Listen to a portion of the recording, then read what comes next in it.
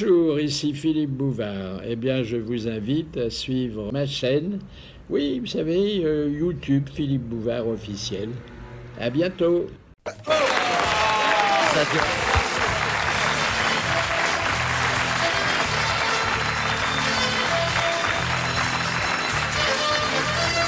Bonjour à tous, à vous qui nous écoutez au loin et à vous qui êtes aujourd'hui à Bobino. Notre semaine anniversaire se poursuit, avec elle le retour des meilleurs moments et la présence des plus grands témoins. Voici vos grosses têtes.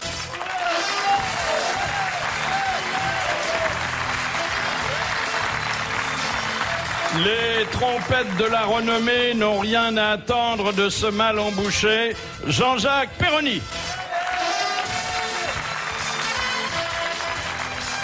Depuis que nous fréquentons son théâtre, nous savons que l'esprit peut souffler entre deux sex shops. Jacques Maillot. Un jour, Karl Zéro nous l'a laissé pour aller faire ses courses et il ne nous l'a, Dieu merci, jamais repris. Éric Logérias.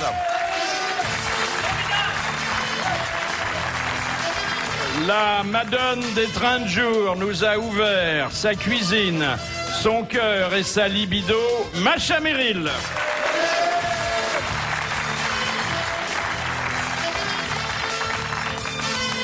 Éternel gamin et vieux célibataire, miraculeusement préservé de la vie de couple par sa rapidité à prendre la fuite, Vincent Perrault.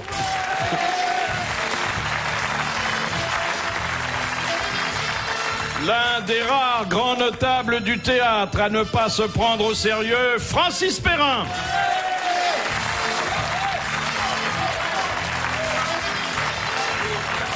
À la télé et à la radio, il a tout inventé avant Thierry Ardisson, Pierre Bellemare.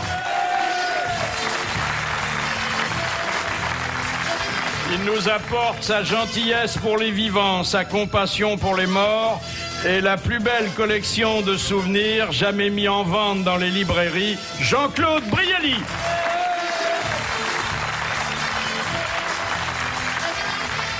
Sa voix gouailleuse est aujourd'hui aussi connue que l'indicatif des grosses têtes, Jacques Balutin.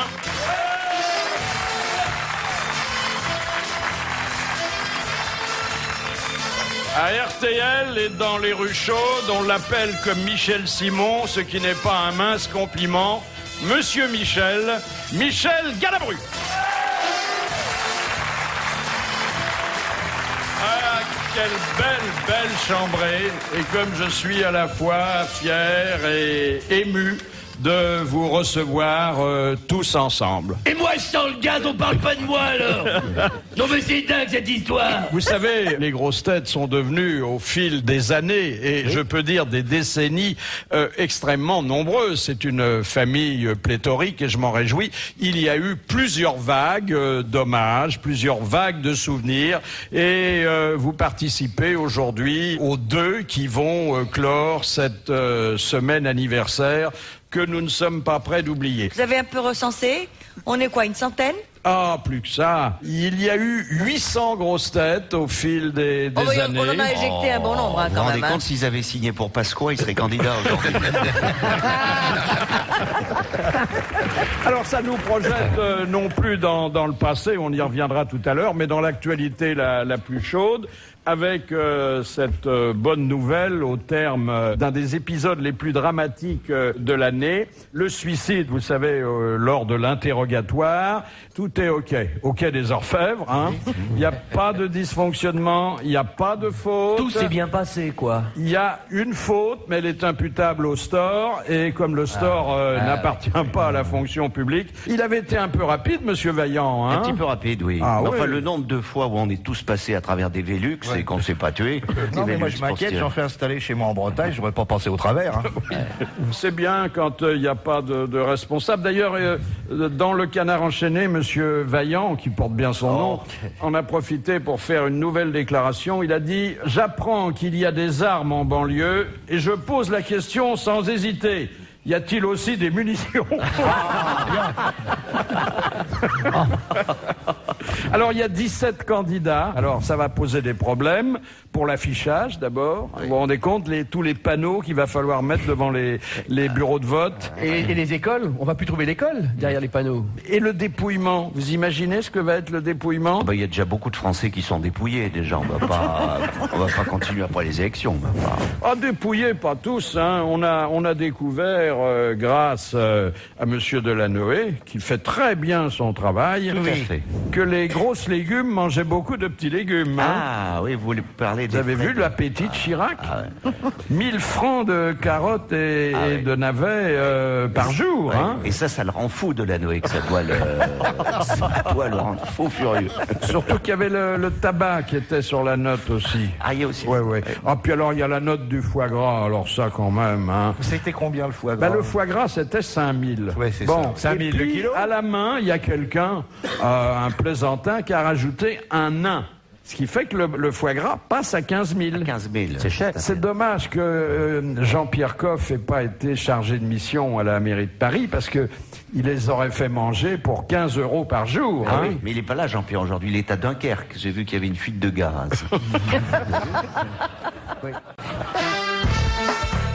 Je voudrais vous poser tout de suite la première citation afin de vous montrer que nous ne nous détournons pas de nos meilleures sources culturelles. bonnes habitudes. Qui a dit « La campagne est un endroit humide, avec des tas de volailles pas cuites qui volent de tous les côtés. » Alphonse Allais? Non. Alors, pour une fois, l'esprit souffle de plus loin. Woody Allen? Alors, c'est un Américain. Groucho Marx? Américain matiné, d'ailleurs, je crois, un peu d'Irlandais. W.C. Fields? Non. Mark Twain? Mark Twain. Oui. Excellente réponse de Michel Galabru. Ah, monsieur Michel, Mais c'est sa génération. heureusement que vous êtes là pour relever le niveau culturel. Hein. C'est Lazarine qui a dit ça. C'est la Zarine. C'est Lazarine. C'est vraiment le quart d'heure langue de pute, là. Non mais elle dit ça parce que comme elle est à 15 mètres de Michel, elle est sûre de pas prendre une baffe. Oui. Est-ce que vous allez voter, monsieur Michel? Non. Ah bon, pourquoi? Par négligence, je n'ai pas, mais je suis pas inscrit, je crois. Vous n'avez qu'à arriver dans un bureau de vote et les urnes s'ouvriront devant vous, hein? Oh, si peu de choses se sont ouvertes devant moi. Négligence, ça n'a plus d'objet aujourd'hui, puisque je viens de vous rappeler que dans quelques jours, il faudra, et par 2 fois d'abord et par 2 fois ensuite, faire votre devoir civique. Et c'est un devoir, monsieur Michel. Oui, c'est un devoir, mais bon, la démocratie est le moins mauvais régime possible, certes, mais les gens votent sans savoir pour qui. Déjà en famille, on ne se connaît pas. Comment connaître les candidats? Après, on apprend que celui-ci est bien examen, que celui-là est parti avec la caisse, que celui-là... Par conséquent, ce sont des gens pour qui on avait déjà voté. Oui. Donc, on s'est trompé. Oui, on oui. ne les connaît pas assez. Ah ben, il y a des petits nouveaux, si vous voulez, hein? Oui, et puis en plus, j'ai toujours pensé qu'il fallait une connaissance... en économie politique, même M. Mitterrand n'en avait pas, puisque je crois qu'il a pris des leçons quand il a été nommé. On a fait des erreurs pendant très longtemps. Il y a eu des grands intellectuels qui étaient maoïstes. 68. Qu'est devenu 68? On n'en sait rien. Ils ont sorti beaucoup de conneries. Que de souvenirs, hein? Que de souvenirs. Moi je verrais bien Michel Galabru partir passer un week-end de connaissances comme il dit avec Christine Boutin. Ils seraient beaux tous les deux. Ouais. Vous imaginez? Ou avec Arlette, peut-être Arlette. moi, je suis Non, mais je super comprends que surveillée le devoir civique après le devoir conjugal, ça fasse beaucoup, hein, pour un week-end. Tu parles très bien avec Il y a un Elisabeth. âge où ça se calme. Ah bon? Vous disiez que c'était un devoir. Moi, j'ai toujours eu 0 à mes devoirs. Alors, si je fais mon devoir civique, je vais voter 0, donc je vais voter Bérou. Oh, Que c'est méchant. Il remonte. Écoutez, Bérou, il remonte. Il remonte. Faut dire qu'ils viennent tellement bas que... Il remonte. C'est le coup de la piscine, hein, quand vous arrivez en bas, un coup de pied par terre et hop, vous remontez. À propos de la piscine, on sait maintenant comment les futurs lofters vont vivre devant nous pendant près de 2 mois. Il y aura en plus de la piscine une baignoire à jacuzzi. Un petit jacuzzi. Pour deux. Ah, bah, il va y avoir des jets, alors. Il y a une salle à vivre qui est... C'est quoi une salle à Pourquoi ils ont changé le décor du premier loft? Ah bah oui, bien sûr, il fallait tirer les enseignements du premier. Mais c'est Loana qui a été... Les canapés sont toujours aussi affreux. La cuisine est pas mal, la cuisine... Ils ont repris celle de Jospin, non? Oui, elle est aussi propre que celle de Jospin. tant Et il y mieux. a un stylo qui est sur l'évier, donc... Oui, Ça va doit leur être- servir. Oui. Les stylos ne peuvent leur servir qu'à faire la cuisine puisqu'ils savent pas écrire de toute façon. Alors, naturellement, on s'est posé le problème de savoir comment ces jeunes gens qui étaient coupés du monde pourraient eux aussi voter. Eh oui. Voilà. Alors, ils voteront par correspondance, la loi l'a prévu, mais il faut aussi qu'ils soient mis au courant du débat politique avant d'aller voter. Alors, ils auront le droit de regarder certains débats dans le loft. Ouais. Ils auront le droit de parler politique entre eux, mais ça ne sera pas diffusé. C'est dommage, parce que quand ils doivent parler politique, on doit Ça se doit être marrer, quelque quand chose, même. là, ouais. Ça doit être intéressant. Ça doit voler haut. Ils sont combien? Je regarde le nombre Tous de mes amis lits. sont là. 5 garçons, 5 filles. Ah bon, ils ont un nombre pair. Ah, c'est très conventionnel. C'est idiot. Non, parce Ils sont que 17. les différents sexes seront représentés. Enfin, les deux principaux, en tout cas. Plus quelques sexes intermédiaires. On sait déjà qui c'est qui va tondre le gazon autour de la piscine.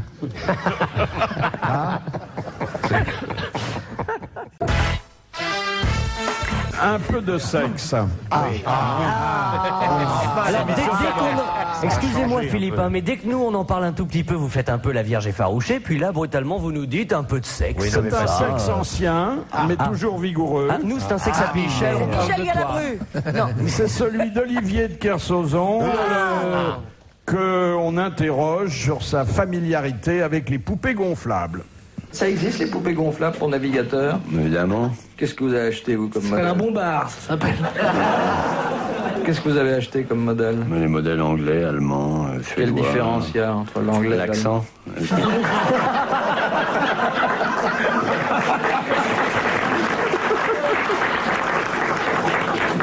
Mais vous achetez, c'est tout gonflé ou bien il y a une petite pompe et puis vous faites ça quand vous êtes chez vous? Elle se gonfle automatiquement, c'est comme un canot de survie.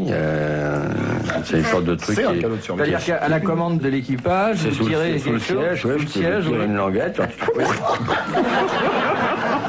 C'est une femme de survie. Ouais, fan de survie. Oh, mais c'est pas très hygiénique d'en avoir une pour plusieurs. Ouais, mais c'est économique. C'est pas plus hygiénique qu'une femme. Puis on les fait rechapper, parce qu'une bonne femme ne pouvait pas la rechapper. Hein. Mais les seins sont normaux Non, non, il n'y a rien de normal, tout est plastique. C'est quand t'as des fuites alors. Oh bah zut. Tu devrais essayer pour te reproduire, Sim. Peut-être que ça arrangerait ton cas. Faudrait que je sois gonflé. Et il y en a qui sont sonorisés? Des japonaises. Qu'est-ce qu'elles disent? Alors on recommence. Il y a des françaises, mais c'est une tirette. Appelle-moi chérie. Appelle-moi chérie.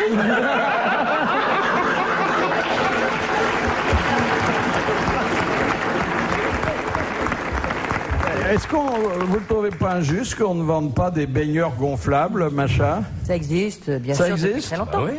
Des gentils petits godemichets, par exemple, comment vous appelez ça?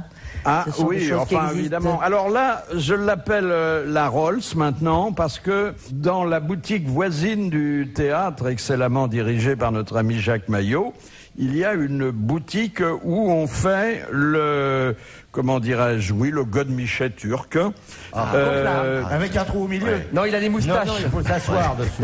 Non, parce On que le fume, il comme un vibre narguilé. et il tourne en même temps. C'est comme un bidet, quoi. Ouais. Et dès que les dames l'utilisent, elles disent « j'ai mon Mustapha Kemal C'est joli et c'est poétique. Et de surcroît, il est équipé d'une ventouse, ce qui permet de le relier à une surface plane. Ah oui. Il existe en 3 coloris, blanc, chair ou mulatto. Mulatto. Je pense que c'est un peu foncé. Un brun. Ah oui, bah c'est normal quand on veut être Oh, Alors, il en existe. Monsieur Perrault. C'est drôle que le plus jeune soit aussi le plus cochon. Oui, c'est incroyable. Hein? Et il en existe des chauffants également. Ah bon? Oui, avec des petites résistances de Mais manière à comment ce que tu ce sais soit- tout ça? Parce qu'elle en a. Oh, parce que c'est Dis donc, c'est un maintenant coup à c'est. prendre un court-circuit, ça? Au musée de la police, il y a une bicyclette. Il y a une bicyclette et quand on pédale, Absolument. il y a le truc qui rentre dans le machin. Ah oui, puis il y a... On peut augmenter le rythme. Ça s'appelle le trou de France. Arrêtez, il y a Balutin qui est tout rouge, là, on vient de découvrir sa vie privée. Parce que là, ce coup, ça bouffe des horizons, mais j'en savais pas que ça existait. Et vous, Ah, je connaissais pas le vélo. et vous savez qu'il y a une machine à coudre aussi. Qui existe, la machine à coudre, vous savez, quand c'était À pédale. à pied comme ça, et il y avait un conducteur qui était mis, elle faisait pas des petits mouchoirs, elle faisait des draps, il paraît. Ça durait plus longtemps. Ah oui. Et et ça rentrait, voilà, ça rentrait. Quand c'était- maman pique, papa boue. Papa boue. Ah, dites donc. Ah oui, ça j'ai vu, ça, ouais, c'est assez impressionnant. Alors, vous avez aussi musical maintenant. Ah bon? Oui. Vous choisissez votre rythme. Bourré ratata. Ou si vous aimez le lyrique, l'ouverture du trou vert. Ah ouais, bien sûr. Et est-ce qu'avec ce genre On de peut même choses... faire la flûte enchantée. Oui. L'as-tu vu la quéquette du Père Bugeaud? Et puis alors, le clou, ça vient d'arriver des États-Unis, puisque encore une fois, la Ça doit faire lumière un mal vient de de là-bas, Un clou. comme d'habitude. Un fessier de femme reconstitué. C'est le fessier de Julie Ashton, qui est la pornostar américaine bien connue. Elle touche des droits chaque fois que. Oh là. Ah bah ouais. Elle touche des droits et le client peut toucher une peau qui est exactement la réplique de la peau humaine. Et on met ça dans son attaché-caisse. Tout ça, c'est vendu à pas loin de chez moi, alors. À côté de chez vous, je pense que vous avez les mêmes clients. Écoutez, mais attends. je vais faire une liste si vous voulez me commander des choses. Non, mais je crois que Macha a les catalogues. Tu donc, mets une paire de fesses de côté. Une paire de fesses pour Francis. Et moi un vélo pour moi. Attends, Philippe est un peu faux cul parce qu'on est quand même à Bobino et en face de Bobino il y a un sex shop qui a le même matériel. C'est vrai qu'il y en a aussi beaucoup. oui. Vous êtes équipés, là. Hein. Mais ils sont quand même plus discrets qu'avant. Ah oui, c'est-à-dire que vers chez moi, ils sont plus pointus. si je peux dire.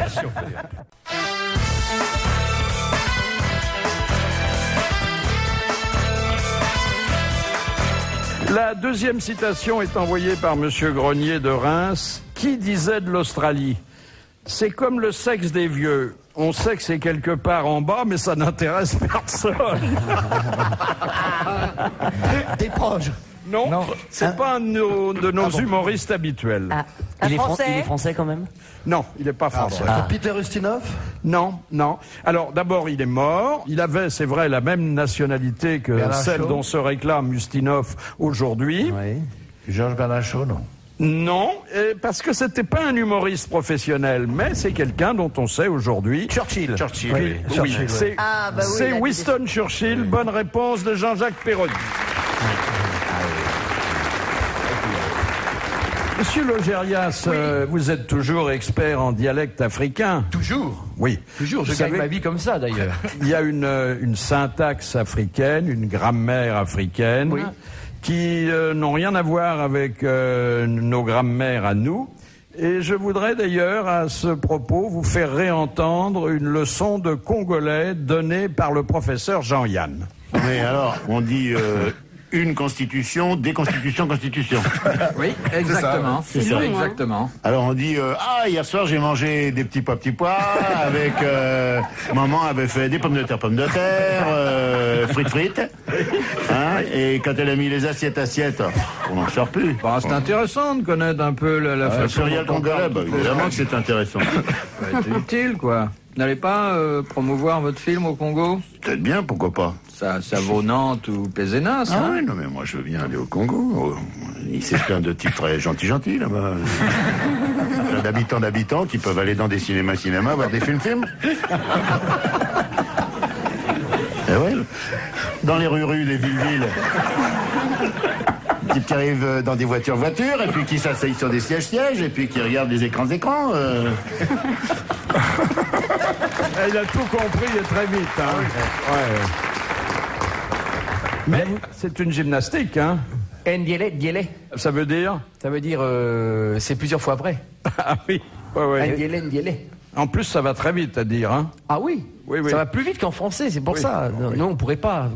Jean-Yann l'a magnifiquement démontré, c'est trop difficile en français. La noix d'honneur du Canard enchaîné a été décernée cette semaine à la pop star, vous savez, Britney Spears. Oui, on lui a demandé ce qu'elle pensait de la peine de mort. Elle a dit honnêtement... Quelqu'un qui a commis des atrocités mérite une punition à la hauteur de ses actes. Il retiendra ainsi la leçon pour la fois suivante. Faut le garder. Des plus belles. Elle est magnifique, oui. Ça, c'est très très beau. Et qu'est-ce qu'elle entend éventuellement quand il s'agit d'un viol, d'une punition à la hauteur des actes? Je sais pas, mais sa taille. C'est vrai que l'homme auquel on coupe la tête, il n'est pas tenté de recommencer ses péchés. Celui à qui on coupe autre chose aussi. Hein. Et puis alors, on demandait au général Musharraf, un général pakistanais, c'est même le chef de l'État pakistanais. Pakistanais, mais presque. On lui demandait, avez-vous des nouvelles de Ben Laden? Il a répondu, il pourrait être vivant ou mort, mais si vous me demandez mon avis, il est peut-être mort. Ah oui. Pour être radical de gauche, ce garçon. On devrait lui demander où est Yvan Colonna. J'ai là une lettre qui est destinée à Monsieur Perroni. C'est un couplet de rechange pour l'International. Faites voir ça. Je ne sais pas si vous connaissez. Tâchez de le chanter juste. Oh, bah je connais ça. C'est pas gagné. C'est la cuite finale, buvons tous, car demain, c'est l'eau minérale qui remplacera le vin. C'est assez beau, mais c'est pas très juste. Hein. Non, je peux pas tout faire. Hein. Oui. C'est boire ou chanter, je bois. Mais il fait pas son âge, hein, Perroni. 1664, je le vois. Donne les étiquettes maintenant. Ah, c'est propre, ça c'est élégant. Oui. Vous parliez de Victor Hugo. Il apparaît dans Charlie Hebdo, dans cette grande enquête qui s'intitule « Parle à mon QI, ma tête est malade ». Et il y a un test où on voit Spinoza, Victor Hugo, Karl Marx et Bernard-Henri Lévy. Et Ariel Dombal, elle est où? Non, la question c'est chercher l'intrus. Alors l'intrus c'est BHL. Et la justification, c'est le seul qui soit allé chez le coiffeur. C'est vrai que les autres sont merveilleusement pourvus, et lui s'est fait une coupe Kosovo, c'est-à-dire là-bas, ça doit être très rajoutez aux court, carottes hein. dès que vous dites Kosovo. Kosovo aux carottes, c'est plus drôle. Parce que c'est pas loin de la Macédoine, ça fait rire. On est habillé culinaire. C'est d'ailleurs sa grande époque à Bernard-Henri Lévy, puisque Renaud, qui fait le chanteur, hein, par la voiture, C'est taillé les cheveux aussi. Son retour avec un nouveau modèle, a consacré une chanson intitulée L'Entarté à Bernard-Henri Lévy. Ah oui, c'est vrai qu'il a pris beaucoup. Ça commence comme ça. L'idole de Saint-Germain-des-Prés, bien qu'il écrive avec ses pieds, a la prétention insensée de nous dire ce qu'il faut penser. Pas mal, hein? Il lui envoie pas dire, hein? Non.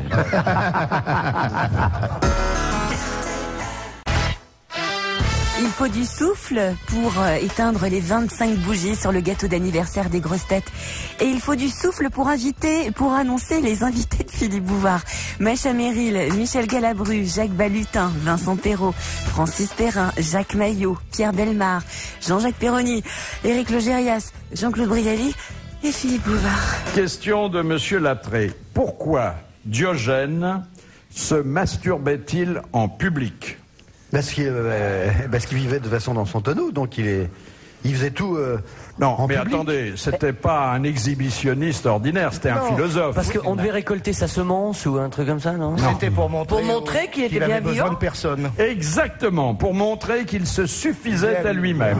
Heureusement que Monsieur Perroni est là pour redresser, si je puis dire, la réponse. Ah bon, c'est ça. Il y a eu Diogène et Bardot qui n'a besoin de personne en Harley-Davidson. Voilà. Il faisait plein de choses, hein. Vous vous souvenez, Monsieur Brialy, de Diogène? Ah oui, j'ai bien connu. Oui. Tous mes amis étaient là, Diogène, Jeanne Moreau. Diogène, Monsieur Bellemare. Oui. Vous voulez que je parle de Diogène? Oui. Ah non. Il n'a pas besoin de vous, c'est vrai.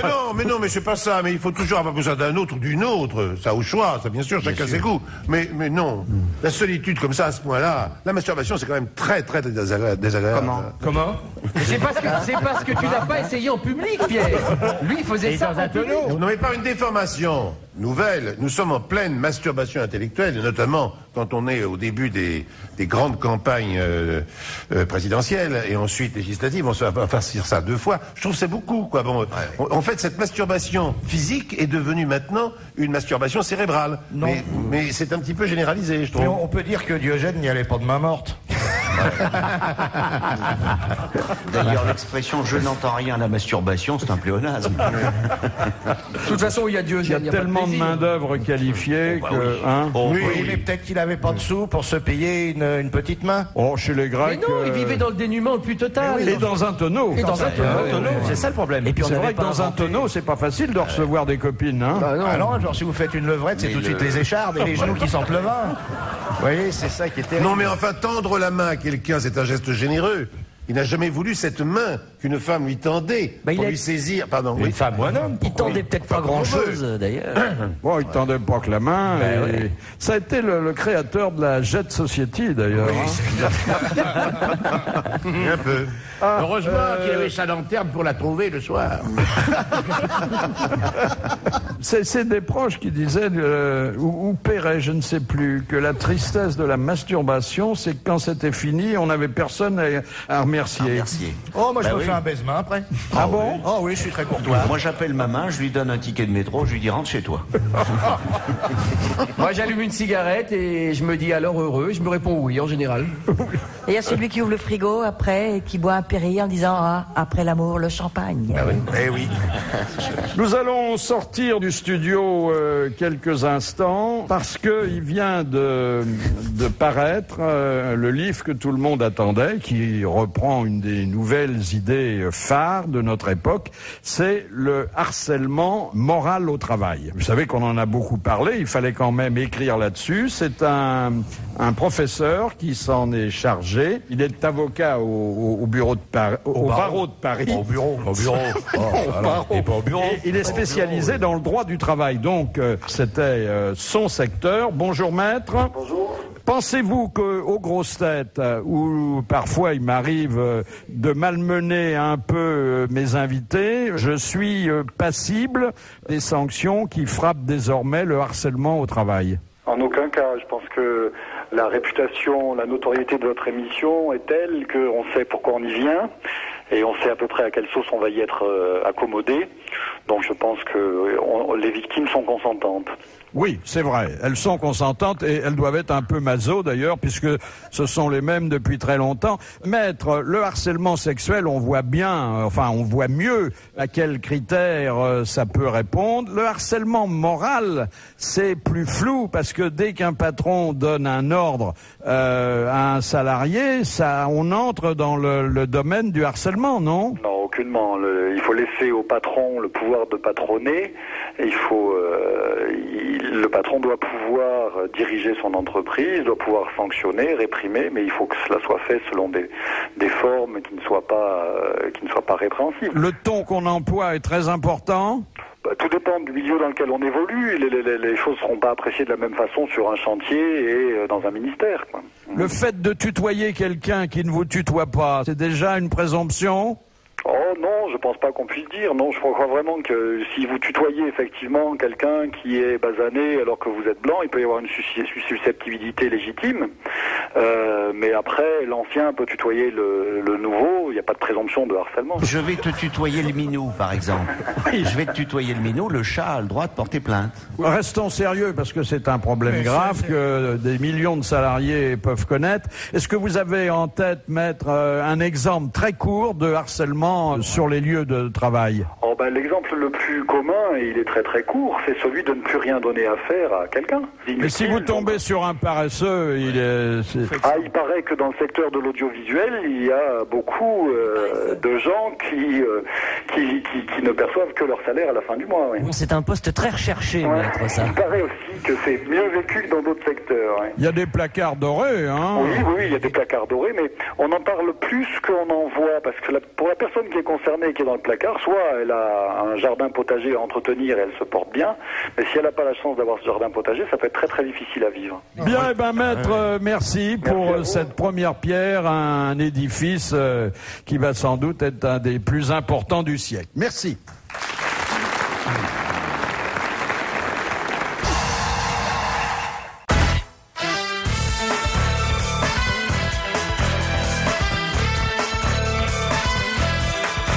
Ça, c'est dans Charlie Hebdo. Bernard, vous savez, Bernard, c'est le mari caché d'Arlette Laguillet. Il fait une déclaration. Il dit, et qu'est-ce qui va faire la vaisselle pendant la dictature du prolétariat? C'est Bibi. C'est vrai, oui, il s'appelle Bernard. Enfin, il l'appelle Bernard. Oui, mais ils ont tous des pseudonymes. À Lutte ouvrière. Oui. Donc Arlette, c'est pas son prénom. Non, c'est Marcel Chombier. Ah, c'est Marcel Chombier. Et là, alors, c'est une espèce d'exégèse du timing des principaux hommes politiques français après la tragédie de Nanterre. Jospin est arrivé à 4h35 du matin, Chirac à 6h45, Robert Hue à 11h, ma mère à 12h15. Est-ce qu'on peut confier la force de frappe nucléaire à des gens qui font la grasse matinée? Et Bérou, il cherche encore la route, lui. Bérou, il a eu un petit problème. Heureusement, ça s'est bien terminé. Il était en train de faire une réunion. Et il y avait au premier rang René Monory, qui est un de ses supporters et président du Conseil général de la Vienne. Il s'est trouvé mal. Oui. Et or, d'habitude, c'est Bérou qu'on trouve pas bien. Et ben là, c'est Monsieur Monory qui a eu un petit malaise. C'est normal, il avait lu le programme de Bérou, ça lui a foutu un coup. Bon, heureusement, ça va mieux, je vous rassure. Hein. Oui, je vous rassure. Non, il a eu un malaise quand il s'est rendu compte qu'il était seul dans la salle, au premier rang, face à Bérou. Il s'est dit, merde, il va me parler qu'à moi, il va falloir que je lui réponde. Non, ça c'était terrible. Insupportable. Michel Galabru, monsieur Michel, oui. Vous souvenez-vous de nous avoir donné, quelque temps, une leçon magistrale d'ornithologie? Non. Et pourtant... Ah oui. Si c'est... Je ne sais pas si c'est cela dont vous parlez. Il y a des oiseaux. C'est ça? C'est ça.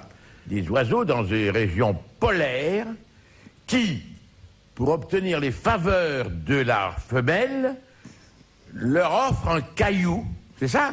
Voilà. Un caillou très rare. C'est ça. Vous donnez aucune peine, on a conservé le document. Mais savez-vous que les oiseaux, certains oiseaux, quand ils veulent s'accoupler avec une femelle, sont obligés chaque mâle fait un nid. Et la femelle choisit le plus beau nid. Oui. C'est pas le mec qu'elle choisit, c'est le nid. Ça rappelle un peu nos femmes. Oui, c'est ça, j'allais dire. Elle regarde l'appartement. Et il y en a même des oiseaux au pôle Nord qui choisissent un caillou très rare. Oui. Ce caillou a la propriété de chauffer, ce qui dans ces régions glaciales était quand même important. Et pour baiser, le mâle se présente avec ce caillou. Et certaines salopes... Des pingouins, alors. Le caillou et foutent le camp. Comme certaines putes, c'est chômé. Oui, c'est pas possible. Et c'est un truc scientifique. C'est pas possible. Si on regarde la vie des animaux, on voit toujours le mâle en train de se battre. Oui. Et la femelle attendre le vainqueur pour copuler avec lui. C'est ignoble. C'est dégueulasse. J'avais un cousin qui avait un accent de Carcassonne, qui était un type extraordinaire, qui disait à mon père, Paul, il y a longtemps que le canari ne chante plus. C'est une expression très jolie pour dire ce qui se passait, quoi. Et votre canari, alors, il chante encore ou pas? Il pépille.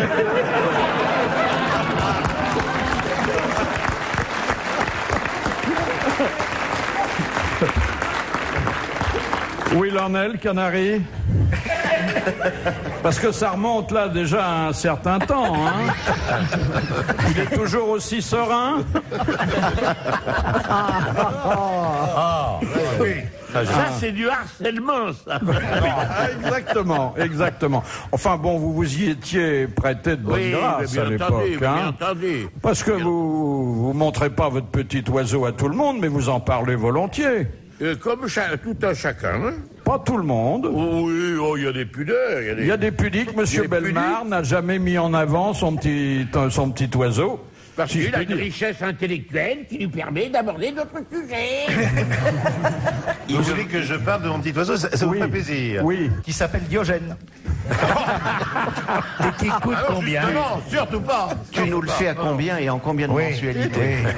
D'abord, qui a dit petit? Pourquoi vous dites petit? Ah non, mais ça, c'est un parti pris. C'est un parti pris. Les grands, généralement, il est supposé qu'ils ont un oiseau qui n'est pas proportionnel à leur taille. C'est ce que je veux dire. Je fais 1m86, donc c'est vrai. Les basketteurs, si c'était proportionnel, je ferais rêver votre oiseau est plus petit, forcément. Oui, forcément. S'il avait votre taille pour marcher, ce serait pas commode.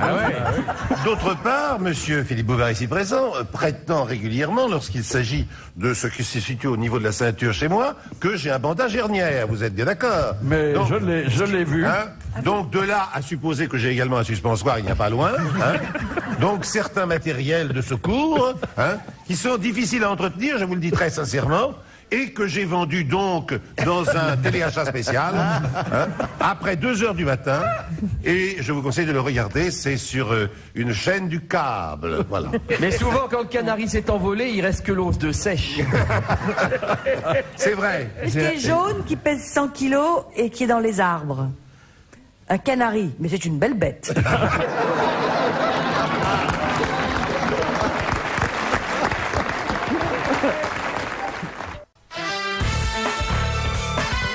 Jean Dutour, bonjour. Madame Fontaine demande quelle actrice et comédienne scandalisa-t-elle Byzance, qui devint d'ailleurs ensuite impératrice d'Orient?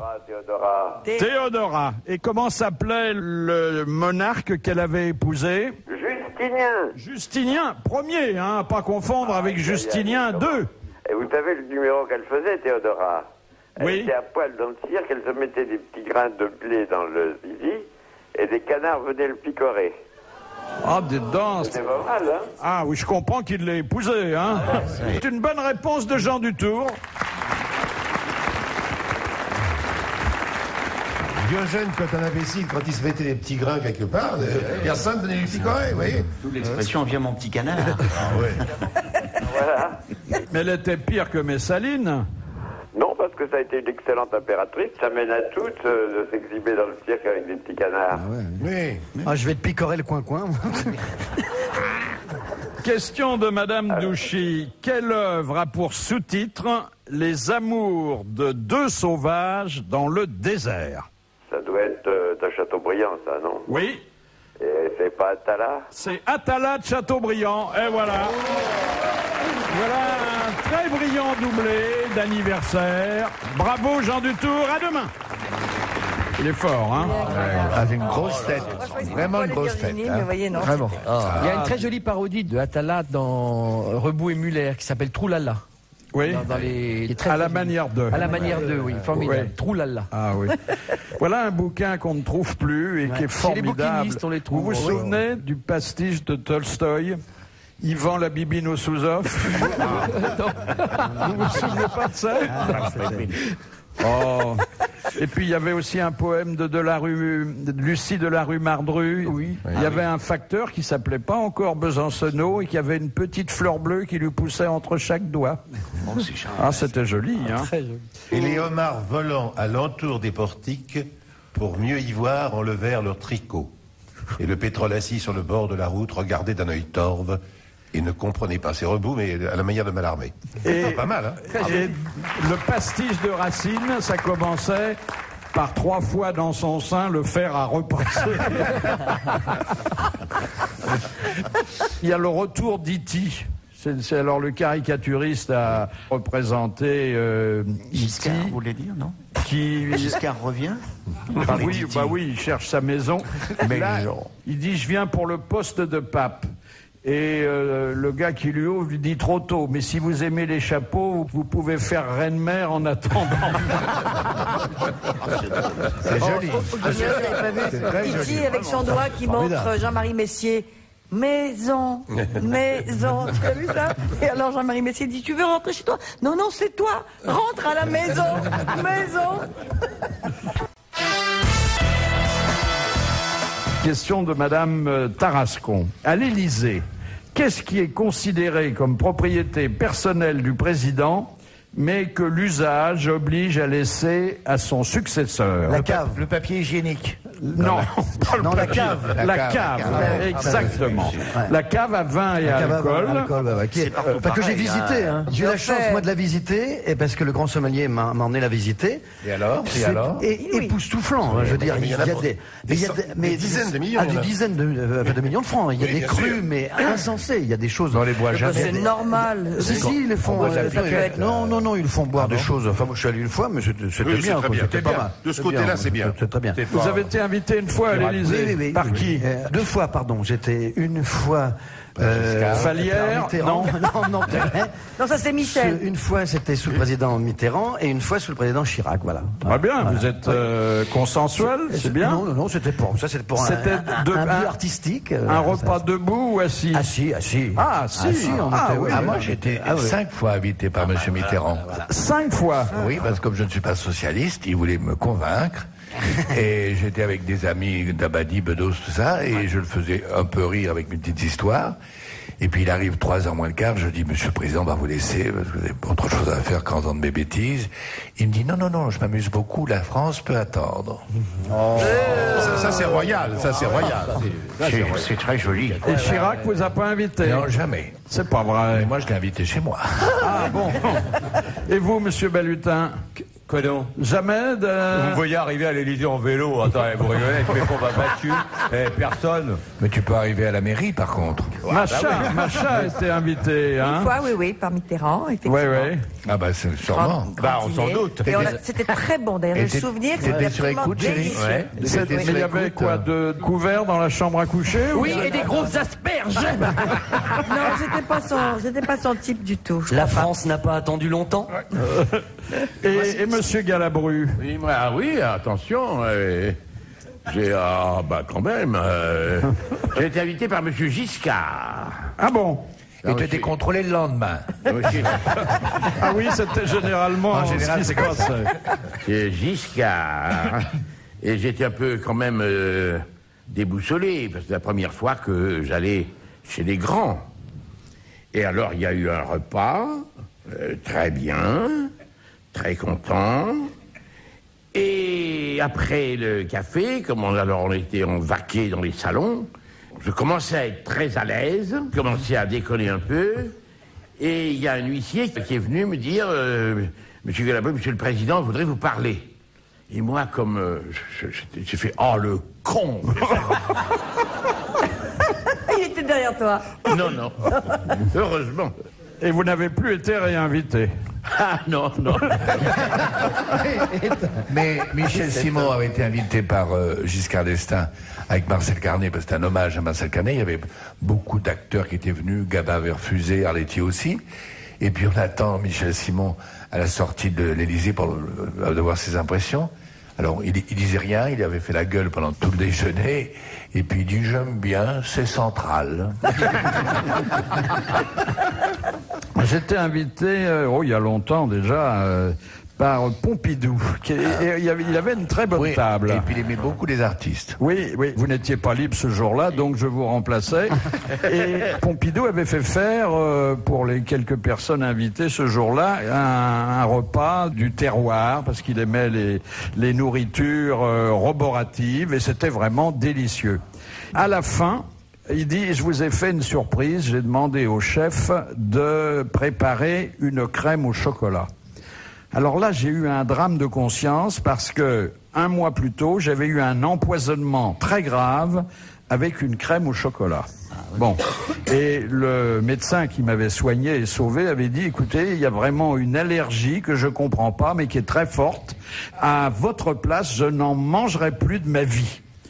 vous êtes chez le président de la République, il se prépare à vous servir lui-même une grande louche de crème au chocolat. Il voulait vous assassiner, il était au courant, c'est sûr, ça.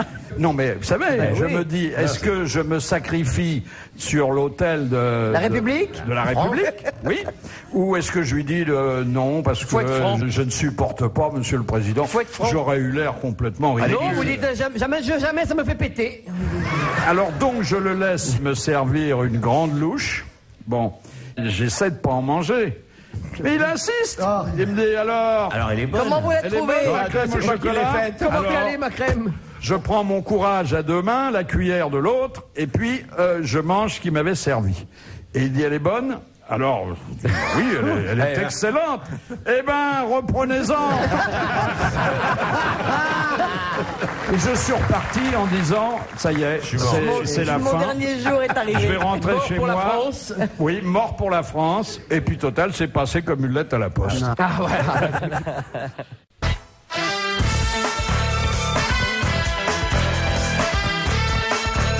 Ah, c'était drôle. Il y a une Bordelaise, là, qui s'appelle Marie-Josée de la Ruelle, et qui dit qu'elle est la fille de Marie-Gabrielle de Savoie et de Juan Carlos d'Espagne. Ah oui, je l'ai vu. Oui. La Vime. Oui, elle est pas bien belle. Hein. C'est trop tard, c'est trop tard. Ah oui, il y a prescription. Elle dit qu'elle a le regard des Bourbons, les glaçons aussi, hein, parce qu'elle est pas. C'est vrai qu'elle est pas jolie. Non, non. Ah oui, Heureusement que Montand avait un alibi là, hein, parce que. Oui, parce qu'il a beaucoup essaimé lui. Hein. Ah oui. Mais dans les candidats qui n'ont pas eu les 500 signatures, il y en avait une qui est passée un peu inaperçue. Moi, je suis tombé sur son site internet, elle était complètement piquée.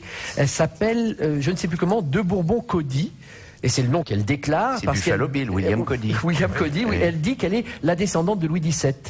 Alors qu'on vient de prouver très récemment par la science que Louis XVII n'a jamais eu de descendance. Et que Naundorf était un escroc. Que Naundorf était un escroc. Mais elle dit, elle vend des chevaux anglo-arabes et elle voulait être candidate à la présidence de la République parce qu'elle disait que la justice française était... Parce qu'elle a fait plusieurs procès. Ça s'appelle pas Bourbon bout de boule, non? Non, c'est pas elle. Non.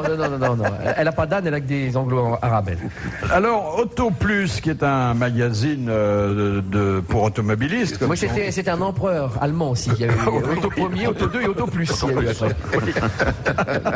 Saint-Empire germain. Refait avec les candidats à la présidentielle ce qu'il avait fait l'année dernière, non sans un certain succès, avec les hommes politiques. Qui se fait dans les couloirs d'Auto Plus. Ils ont suivi, pas seulement dans les couloirs d'autobus, mais dans les tunnels, sur les autoroutes et sur les nationales, les candidats. Et je dois dire que c'est pas joli. Le palmarès, là, est un peu inquiétant. Par exemple, Alain Madelin, il conduit lui-même, mais il a toujours son portable vissé à l'oreille. C'est pas prudent. Non, c'est pas bien. Et il roule à 110 en ville au lieu des 50 autorisés. Lionel Jospin a été surpris en train de griller 3 feux rouges. Mais ils ont des motards devant. Arlette Laguillet à 170 km sur l'autoroute. En vélo? Non. En Solex? Elle n'a pas de voiture. Non, elle a une mobilette. Elle a une mobilette. Chevènement à 100 km dans un tunnel. Ah bah, il s'en fout lui. D'où il vient, il peut pas y arriver. Robert Rue, remontant un couloir d'autobus. Ah bah ça c'est bien pas. Ça a dû faire plaisir à Delanoë, ça. Noël Mamère à 140 alors que c'était limité à 90. Non, mais non, ils ont dû... C'est parce qu'il a cru que c'était vert. Et à chaque fois, ils conduisaient eux-mêmes ou c'était leur chauffeur? Ah oui, non, c'est le chauffeur. Non, il y en a plusieurs qui conduisaient eux-mêmes, et il y en a d'autres qui avaient des chauffeurs. Hier, il est passé à la télé, il faut qu'il se dépêche, il était à 170 pratiquement, sur l'autoroute. Allez, mais c'est pas lui qui conduit. Et Jacques Chirac, on n'en parle pas? Non, alors si, on en parle pour dire que lui est extrêmement respectueux du code de la route. Et Le Pen aussi, alors si je comprends bien. Si c'est Bernadette qui conduit, il ne faut pas qu'elle fasse d'excès non plus. Hein. Et moi, je la vois très prudente, Bernadette. Oui. Elle doit mettre son clignotant, à droite de préférence. Mais je la vois bien conduire.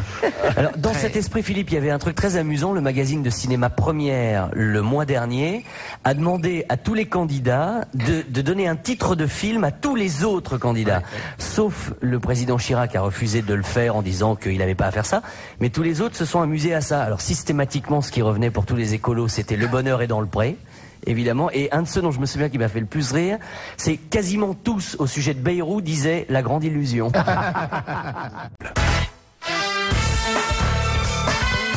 Tiens, j'ai une question de cinéma pour vous, Vincent. Allons bon. Question de Monsieur Stéphane de Marseille. Dans Le Grand Blond avec une chaussure noire, quelle aventure arrive-t-elle à Mireille d'Arc, dans laquelle est également impliqué Pierre Richard? Ses cheveux dans la fermeture éclair de sa braguette. Oui, exactement. Mais là, vous êtes battu d'une très courte poitrine par Francis Perrin. Là, je veux bien. C'est pas grave, c'est un ami. Voilà. Les longs cheveux blonds de Mireille se prennent dans la braguette de Richard. Alors, il y a deux choses importantes dans ce film. Il y a évidemment ce gag-là, mais il y a surtout le derrière de sa robe. La chute de rein. La robe qui épouse magnifiquement la chute de rein et qui va juste en haut de la limite du sillon de ses fesses, quoi. Ah ouais. C'était magnifique. Et c'est à ce moment-là que Pierre Richard sort son grand violon, bien sûr. Et tu as fantasmé là-dessus. Ah oui. Oui, il s'est acheté la robe. Et tu as fait Diogène, donc. Qu'est-ce qu'on va chercher, mon petit Perrache, à Henri? Un piège à con. Un piège à con, exactement. C'était Francis Weber, qui a signé le dialogue et le scénario. Vous avez noté la place, ça apparaît quand on vous écoute, que tiennent les épouses des candidats dans la campagne actuelle. Énorme. Et même quelqu'un comme Sylviane, qui voulait pas y aller, elle y va. Alors là, on voit dans le Canard enchaîné Jospin qui présente son épouse au peuple et qui dit en maillot de bain, c'est autre chose que Bernadette. Il y en a une qui est en 2 pièces et l'autre en mono. Mais je voudrais faire remarquer la discrétion de notre camarade Jean-Marc Thibault, qui est le beau-frère. Et qui sera notre invité d'honneur la semaine prochaine. Et qui à aucun moment ne se targue d'être quand même le beau-frère. C'est vrai qu'on a connu des beaux-frères moins discrets. C'est vrai. Et d'ailleurs, le beau-frère auquel vous faites allusion dit beaucoup de mal de Jean-Marc Thibault. Oui. Et surtout de son beau-frère. Non, mais c'est à remarquer, parce que... Oui, mais il a dit, Jean-Marc Thibault, depuis qu'il est Premier ministre, nous nous voyons pas beaucoup. Hein. Oui, mais il n'en profite pas. Il est très discret, gentil. Ouais. Alors, il sera donc l'invité d'honneur des grosses têtes dans quelques jours. Nous, on parle assez peu. La campagne, pour les hommes politiques, elle coïncide avec les élections. Pour les artistes, et vous en faites partie, madame, messieurs, c'est toute l'année et c'est souvent toute la vie. Et ça ne s'oublie pas. Écoutez ce souvenir de Sim. Une fois, j'étais en train de dédicacer un de mes bouquins, et puis je vois une dame assez âgée, mais encore bien de sa personne, qui vient avec 2 petits garçons, enfin 10-12 ans. Et puis elle me regarde, elle fait « Bonjour Sim ». Je dis « Bonjour madame, quel est votre prénom ?»« Tu ne me reconnais pas ?»« Non, je vois pas. Henriette, voyons. » Oh, Henriette et tout. Et elle dit « Je te présente mes 2 petits-fils. » Et il y a l'un des petits garçons qui me fait à l'oreille « C'est vrai, on a lu dans ton livre que t'as failli te marier avec grand-mère ?» Bon, j'ai dit non, on était simplement amis, j'étais un peu gêné. Et le petit garçon me fait « Oh, bah c'est dommage, parce qu'on se serait moins emmerdé qu'avec grand-père. »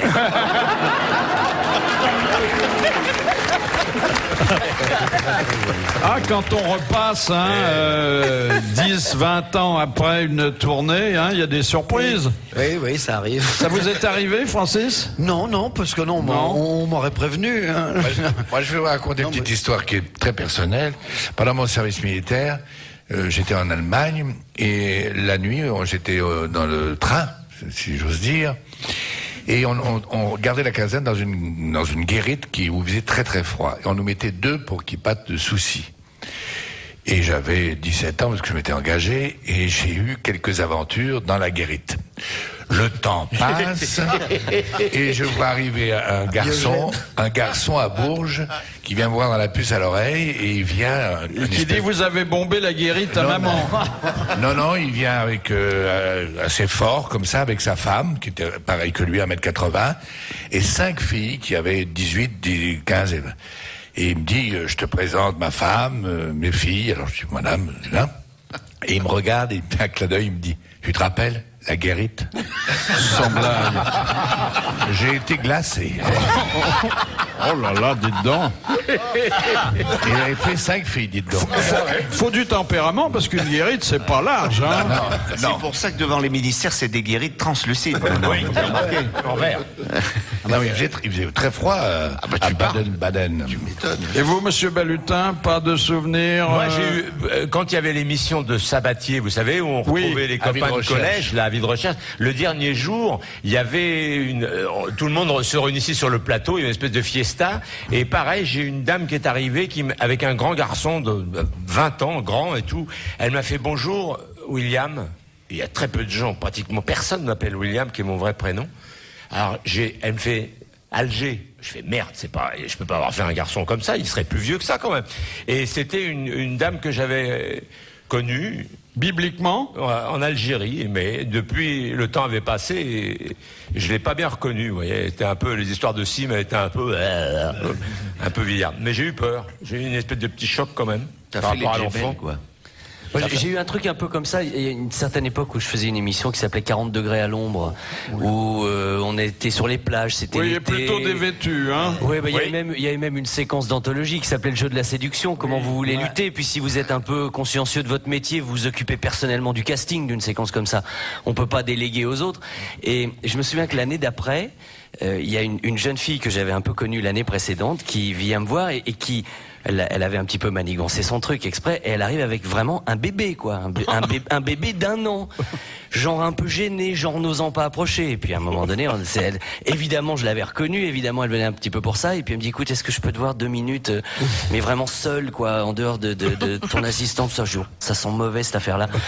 Et puis elle me dit ça me fait tellement plaisir de te présenter ma petite sœur. Ah. J'ai quand même eu un petit frisson, je peux vous dire. Question de monsieur Volant, Damien. Qui est l'amant d'Aurélie Castanet avec lequel elle s'enfuit dans La femme du boulanger? La femme du boulanger, monsieur Michel. Oui, Berger. Alors, comment il s'appelle l'amant? L'amant, je me rappelle. Le berger.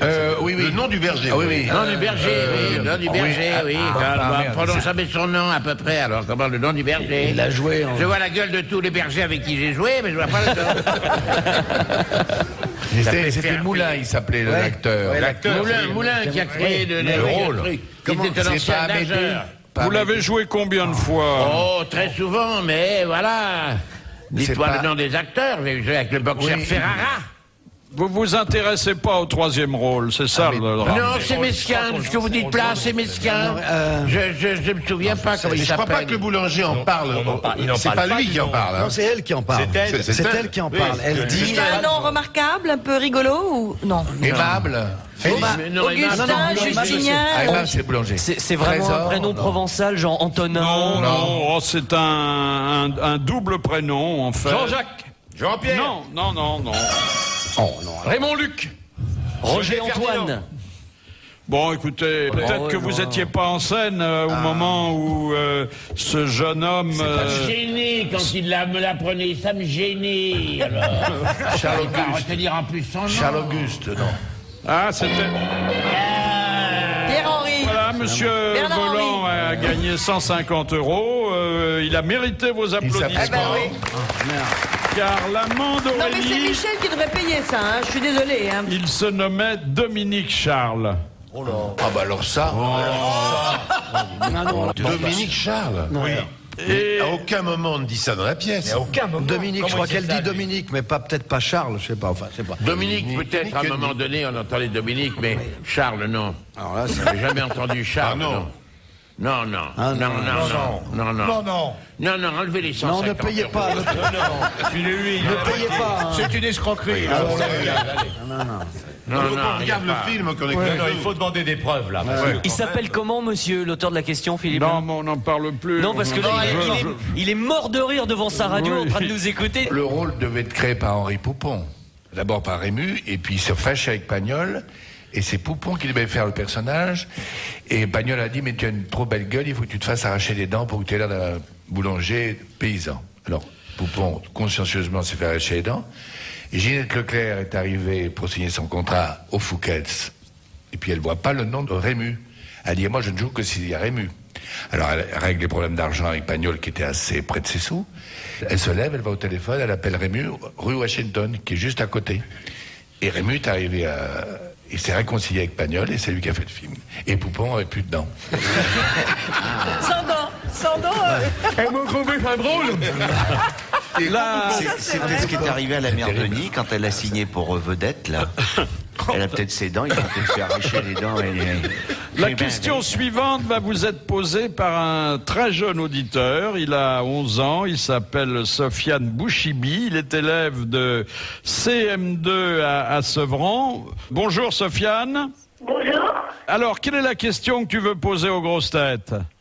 Alors, je sais que vous êtes de très gros séducteurs et je voudrais savoir comment est-ce que je pourrais séduire mon amoureuse. Tu voudrais séduire une petite copine? Voilà. Ah, elle est jolie? Oui. Elle a quel âge? 11 ans. 11 ans, comme toi. Eh ben, t'imites un bruit de billet de banque, elle va venir. N'écoute pas Jean-Jacques Perroni, dépoétise tout. C'est vrai qu'avec le physique qu'il a, il faut des billets de banque. Mais toi, t'es très jeune, tu dois être joli garçon. Non, hein? écoute-la. Écoute-la. Alors écoute ma chère Meryl, elle va te donner un conseil de femme. Elle va te parler et toi tu te tais, tu l'écoutes. Avec beaucoup de gentillesse, tu fais semblant que ça t'intéresse énormément ce qu'elle dit. Voilà. Et comment est-ce qu'elle s'appelle? Katia. Katia. Tu peux lui écrire un poème? Oui. Un poème? Oui. Vous pouvez lui faire un petit poème? Je n'aime que toi. Je suis en émoi. Je compte jusqu'à 3. Me voilà. Ah oui, ouais. C'est bien. Oui, en plus, on perd pas de temps avec ça. Hein. Est-ce que t'es rigolo en classe? Un petit peu. Un petit peu, alors bah, tu continues avec elle. Hein. Ça va marcher très fort. Faut la faire hein. rire. Ouais. Il n'y a aucun souci. Hein. Et est-ce que tu as un deux roues, une mobilette, un truc comme ça? Parce que ça, elles aiment bien. Un vélo? Un vélo. Il a un vélo à 11 ans. Un tandem, oui. C'est un vélo d'homme? Oui. Il y a un cadre? Oui. Fais-lui faire un tour en la mettant devant. D'accord. Voilà. Bravo Sofiane, et on te souhaite une belle réussite à la fois dans tes amours mais aussi dans tes études. Dernière citation soumise par Monsieur Chassieux. Qui habite Lisieux. Qui a dit: j'ai si peu de chance dans la vie que si j'étais un des triplés de Raquel Welch, je serais celui qui a l'élève au biberon. Woody Allen. C'est Woody Allen. Eh ben, c'est une bonne réponse collégiale. Je vous donne rendez-vous demain pour le dernier jour, mais rassurez-vous, il y en aura ensuite beaucoup d'autres, de cette semaine exceptionnelle anniversaire. À demain.